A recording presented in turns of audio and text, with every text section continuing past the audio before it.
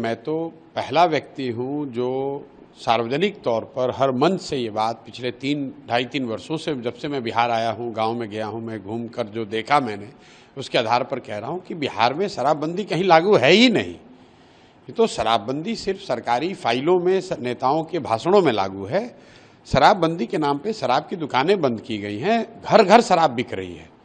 और आज की जो घटना कल की है, ये तो दुखद है, बहुत दुखद है। लेकिन इसी छपरा में 1.5 साल पहले करीब 70 से ज़्यादा लोगों की दुखद मृत्यु हुई थी। कोई बिहार का ऐसा जिला नहीं है, कोई ऐसा पंचायत नहीं है जहां पर जहरीली शराब से लोगों की मृत्यु नहीं हुई है। बहुत घटनाएं जब कुछ रिपोर्टेड हैं, बहुत घटनाओं का रिपोर्ट भी नहीं हुआ है। और ये तो मृत्यु जब एकदम एक तरह से एक्सट्रीम घटना है।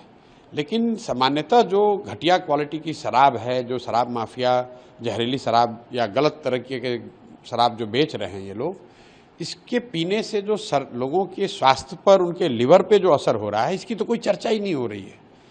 और ये जो घर घर बिकने वाली शराब है, कहीं ना कहीं बिहार के समाज को, बिहार की सरकार को ये समझना होगा कि आप शराबबंदी के नाम पर दुकान बंद किए हुए हैं, हर घर में शराब बिक रही है और जहरीली और गलत शराब बिक रही है। 10 रुपए की शराब 100 रुपए में बिक रहा है। और ये सारा कुछ का फायदा किसको हो रहा है? फायदा यहाँ के भ्रष्ट अधिकारियों को हो रहा है, यहाँ के भ्रष्ट नेताओं को हो रहा है। और जो बहुत बड़े पैमाने पर शराब माफिया है यहाँ पर, जो इस शराब के धंधे से 15 से 20 हजार करोड़ रुपया कमा रहा है, ये लोगों की मिली भगत है, जिन्होंने एक ये भौकाल खड़ा किया हुआ है कि शराबबंदी पब्लिक चाहती है, अगर शराबबंदी के खिलाफ बोलिएगा तो वोट नहीं मिलेगा। इसीलिए जन स्वराज में हम पहले दिन से कह रहे हैं कि भाई वोट मिले या ना मिले, ये निर्णय, शराबबंदी का निर्णय बिहार के पक्ष में नहीं है, बिहार के जनता के पक्ष में नहीं है। इससे पहली बात कि कहीं शराबबंदी है नहीं, घर घर में शराब बिक रही है।